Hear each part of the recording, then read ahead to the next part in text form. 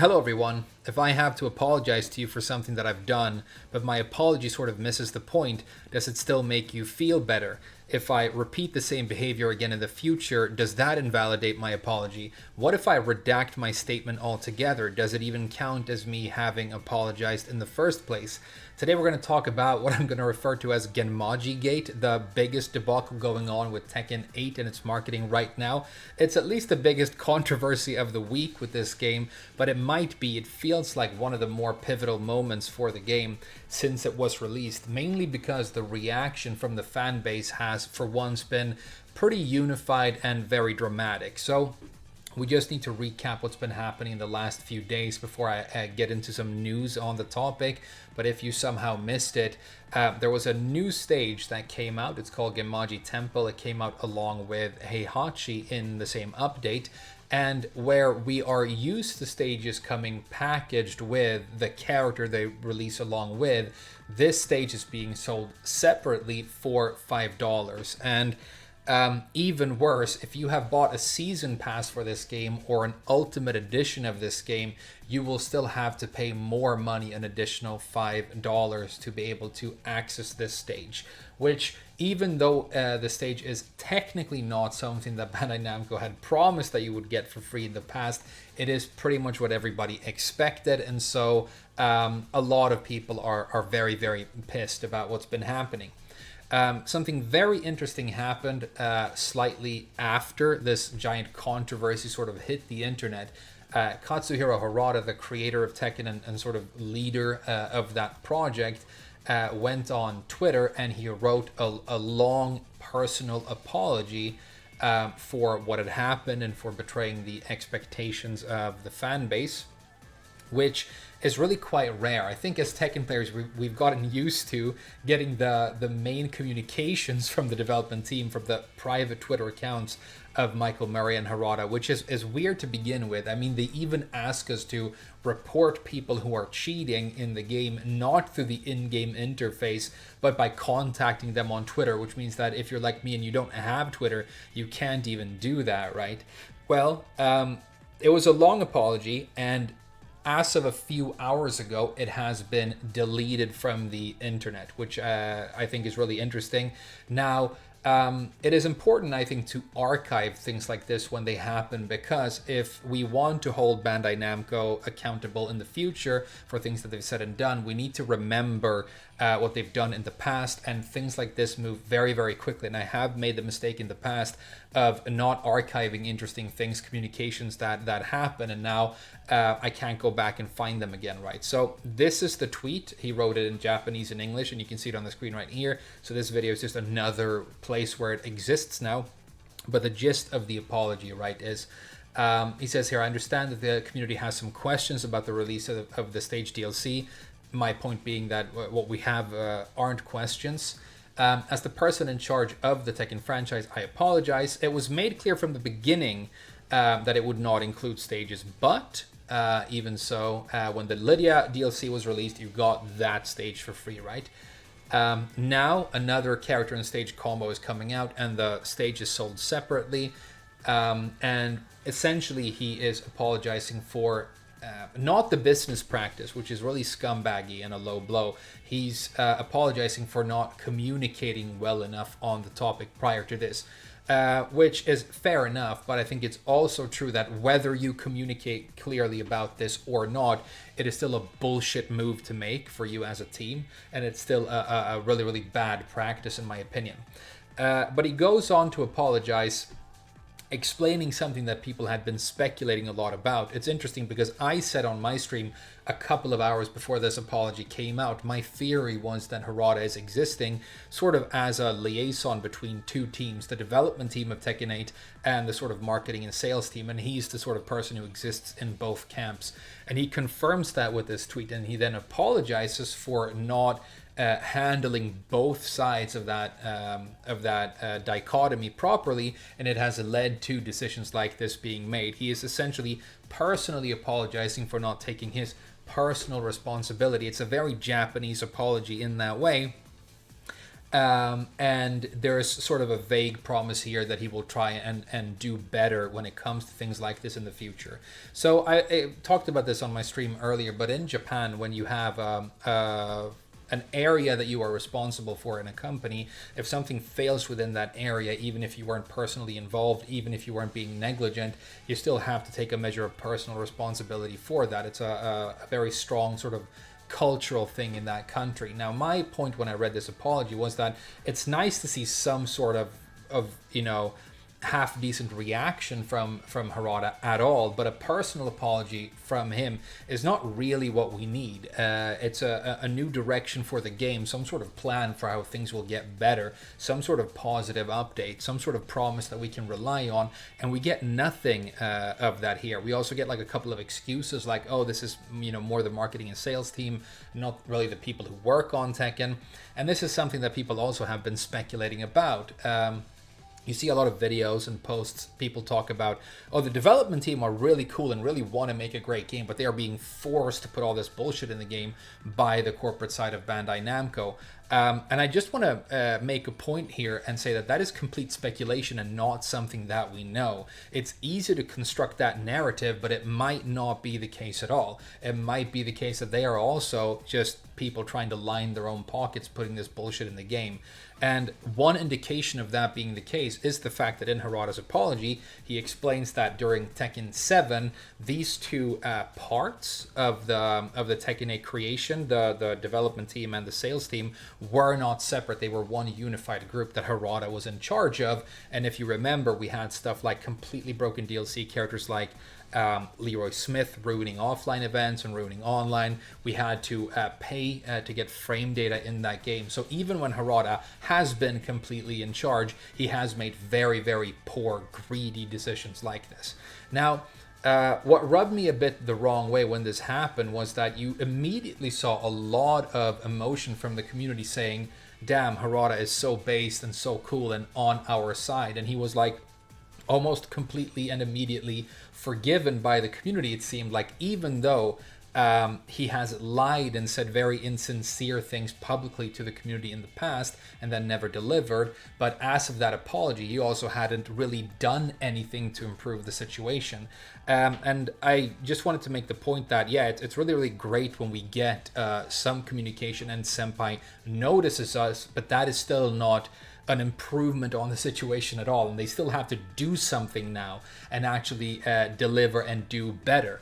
My prediction was that they would decide to roll out the $5 stage to people who owned the Ultimate Edition and who had bought the Season Pass, and then that would make a lot of people forget about this. And I was worried about that because you do that with the stage and all the other problems that we have with this game, the balancing, the bad netcode, the cheating, all the other egregious monetization still remain, right?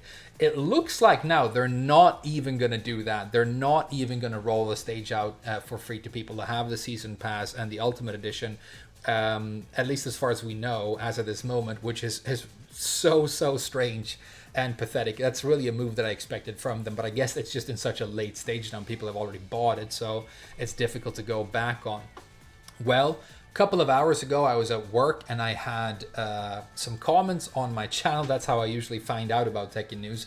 And people told me that Harada has now deleted this entire apology and it doesn't exist on his Twitter anymore. Now, the first point I want to make, because again, the speculation and the narrative jumps into your head, right? Oh, he's being forced by his bosses and the corporate side of Bandai Namco to delete this tweet because he is essentially bad-mouthing elements within his own company, which you can't really do, especially not if you're at like an executive level in a multinational like Bandai Namco, right?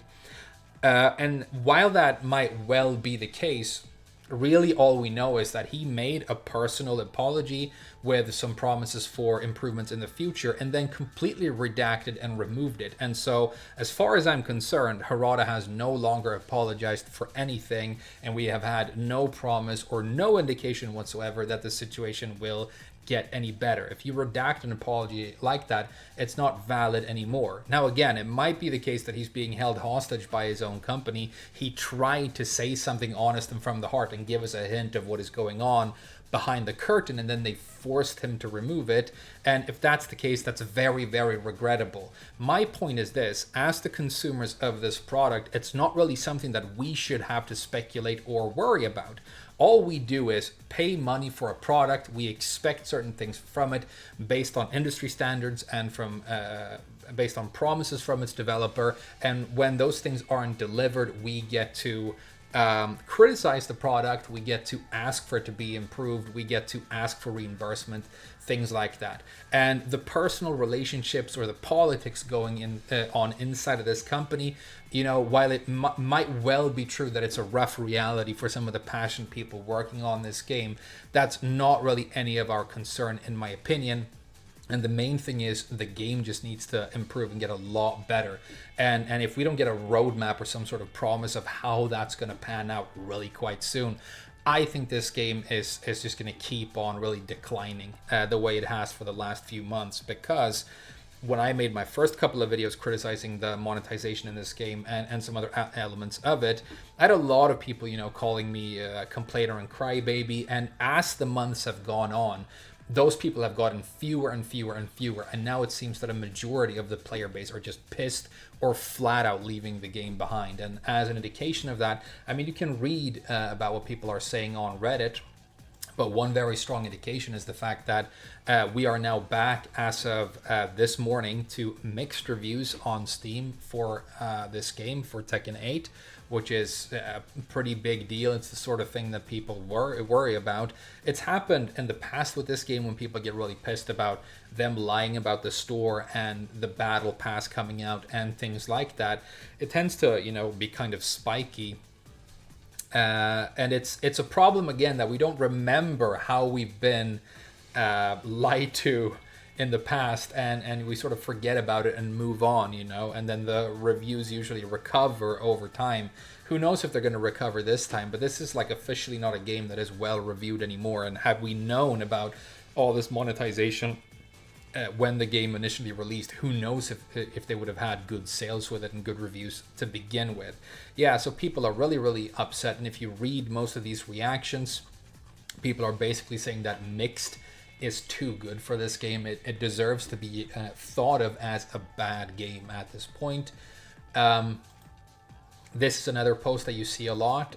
So this is like, oh, Tekken fans, you know, we're all complaining and we're crybabies. It's a horrific picture, by the way, if you freeze it, because it is obviously AI generated, and some of these babies just look like disembodied monsters, which I thought was fun. So there are still a couple of people out there who will refer to all of your legitimate criticism of this game as some sort of you know, boomer crybaby, you know, complaining, which it obviously isn't. I think the concerns that the community have are completely legitimate. I mean, beyond legitimate. I mean, I think this, basically the game should have been refundable for free the moment they released the Tekken store, and that is months ago. But here we are. So Hara, a person who is known for lying to the community openly, he will say things like, we are going to do something about cheating, and then not do them. He gets asked questions about the netcode and how it actually works, and he finds vague ways of replying. Tekken is 3 that don't make any sense, and then he doesn't follow up. And then, you know, he makes an apology, redacts it, and then he drops some sort of weird lore that he pulled out of his ass on Twitter. You know, Anna is jealous of Nina's tits or whatever, and then, you know, all the customization mode mains start jerking off, and they forget about what is actually happening with the game as it is played when you're actually, you know, in a match, which is unfortunate. If we have a look at the stream charts for the game, there has been a spike in popularity the last few days. We've obviously had the release of Heihachi, which is a famous, beloved character, and they've given him all the bells and whistles. So we expected to see a significant spike here. The game is peaking at around 14,000 players right now, which is a popularity, a level that it hasn't seen since, I mean, if you want to go back all the way to April. We had 13,000 in July and May. So there does seem to be an upswing here. Personally, I don't think it's going to last very long, because with character updates, people get excited and want to try the new character, but then the hype dies down really quite quickly. and people tend to go back to their old mains. It's also the case that if you look at the balance updates coming out to the game, they are very sparse and they are very, very minimal. Like the latest balance patch was one that needed to be extremely extensive, in my opinion. And I think there were 3 to 4 changes in the entire list of changes to individual character balance that were even significant, right? So, you're playing the same Tekken 8 you did a week ago, and you're dealing with the same frustrations because of imbalance, because of heat, because of Dragonov's quarter cycle forward 4, because of Jin's down 2. And I think people are just going to start moving away at an even faster rate. Like, problem seems to be when you make a game with the plan of making it last and be monetized continuously over a decade, you make a game that people don't want to play and support for that long. You have to make a good game first, and as it sees success because of its quality, you start adding to it and extending its lifespan as you go. That means that you will always have realistic goals in terms of your budget, and you don't do these giant inflated games and then that end up tanking entire companies, such as Bandai Namco with Blue Protocol, with things like that. And you're also bringing the community along the way, instead of laying out this plan for them and how much they are going to have to pay to stay on this bandwagon, over the next 10 years. It just doesn't seem like a sustainable way of thinking. And it is obviously the case at this point that Tekken 8 was made with the monetization in mind, the monetization first, and then aggression, mix-ups, and the casual player base first, not considering the depth, the legacy players, the core and heart of why this franchise works. And even though Harada says in his apology that the game is worse now because he has been trying to focus on maximizing the quality of the content, the tech, and the graphics, I think out of those, only the graphics are a success. I don't think the game is impressive technically. If you know a lot about netcode, most people who do still don't like the netcode for this game. And as far as the content goes, you have to pay for pretty much everything you get in this game that isn't bare bones. And even the content that does get released in the store in the battle pass is just kind of pathetic. It's the same hairstyle that we had last week, but the banks are a little bit to the left, $4 pay up, kid. So there you go. Harada isn't sorry, and he hasn't apologized to you, which means that if you thought that he was based and really cool and on your side and, home with the Downies when he made this apology, you should also redact what you said then, because his apology doesn't exist anymore as far as I'm concerned, and we have had no indication, no promise, no roadmap, nothing with regards to how they are going to improve the situation going forward. So, it's a doomy video, but that's what's going on with the game. Let me know what you guys think. Are you still playing the game? Where do you think we're going to go from here? I'll see you in the comments. Thanks for watching, and I'll see you again very soon.